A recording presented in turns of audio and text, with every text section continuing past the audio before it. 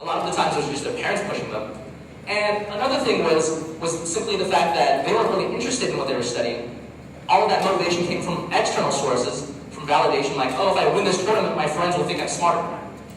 So I think that success in college, I think when you're thinking about that, you have to realize that's not another step in the road. There are friends that I know who, my really good friend, he goes to Harvard, and he tells me that there's a lot of people at Harvard who he's really disappointed by.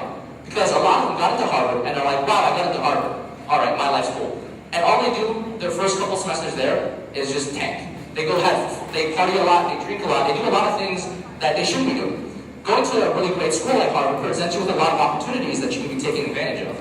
But they don't do that because they treat college as an end. They think college is the end result, when really it's not. So when you're in college, I think the most important thing for a lot of students to discover is a major that they want to pursue. And there are several criteria that I think all students need to consider when they pick a major. The first is, does it challenge them? I do not believe in picking a major that's easy, that will get you a high GPA. I don't think that's you will not expand your mind, you will not learn anything, you will not be challenged, you won't grow or develop as a person as much as if you chose something that's very challenging for yourself. Throughout high school, I was never much of a math guy. I didn't participate in math competitions, I didn't win any trophies in math competitions, but I'm going to be trying to major in statistics. And statistics at Berkeley is very difficult and it's very tough. But that's exactly why I'm choosing it. Because I want to be challenged. Because I want to be tested and see how far I can go with it. The second thing I think that ties into what I was talking about passion is, does it interest you? So, a lot of talk has covered this already, so I'm not going to go too in depth into it. But in order to really be good at something, you actually have to like it. Big surprise. But for a lot of the audience, I don't think that's one of the major factors that people think about when they choose a major. The third is, does it inspire you? Does it make you want to do something beyond just going to class and doing your homework? There's a lot of people that I know that go to class and do well in class, but that's all there is to them. They don't take the effort to go the next step. And these people are all going to be either mediocre people or slightly above average people. The people who stand at the top 10% of the world, are those who take the next step. Take the step to take time and get to know their professors, take time to get to know their field. I was in a class of 600 people at Berkeley, my econ class. There's a lot of very smart people in those classes. But when I went to office hours to actually meet my professor, there was maybe 6 to 7 people who actually took the effort to go talk to the professor. And this is a very reputable, very well-esteemed professor who's published many books in economics and was very famous in her department. But nobody took the time to get to know that because all they did was go to class. I think you need to pick something that actually inspires you to do more than just the baseline.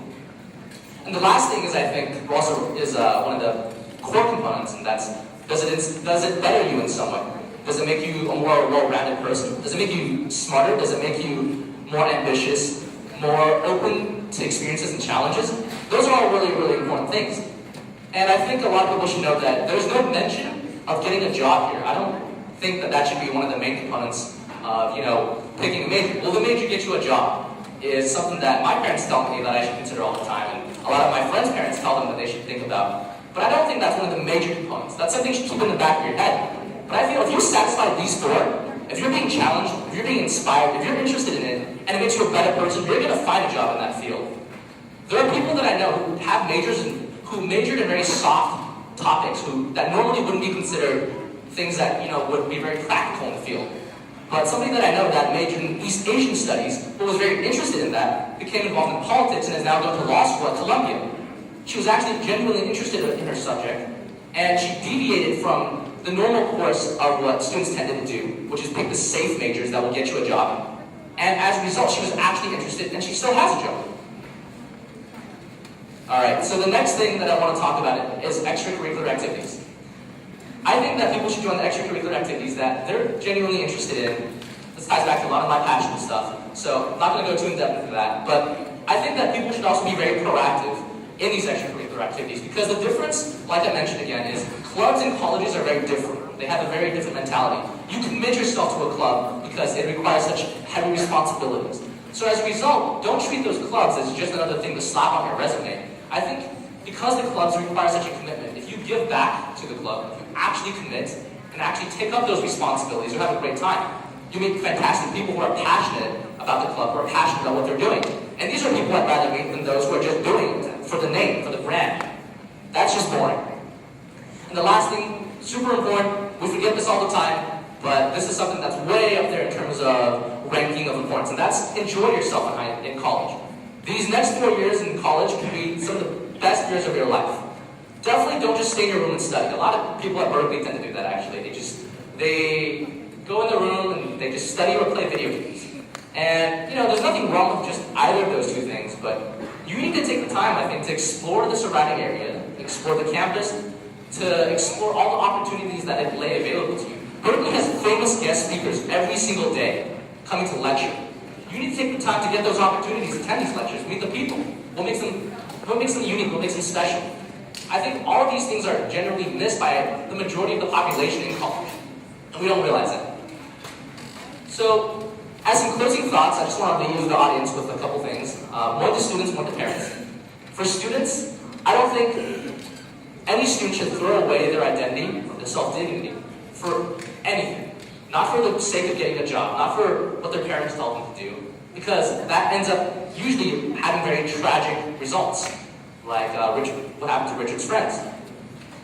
The second thing for parents is definitely keep in touch with your children. College is a time when a lot of teens tend to drift apart from their parents because they have so much freedom compared to high school. They have so much time to do whatever they want. And I think it's definitely true that you need to let your kids explore and let your kids some degree of freedom. But definitely make the effort to keep in touch and to stay updated with what they're up to, what their interests are, what they're passionate about. Because after all, as one of the founding members of Bay Echo, I think it's very important that the audience realizes that our organization is about building communication with teenagers and establishing a solid relationship. Because that's what really helps somebody go through life. That's one of the pillars that you kind of need to be a really stable person. Parents need to input some of that when the child is struggling during the first few years of college to discover his identity and discover himself. So I really hope that if you guys take away only two things from my talk, it'd be these two things.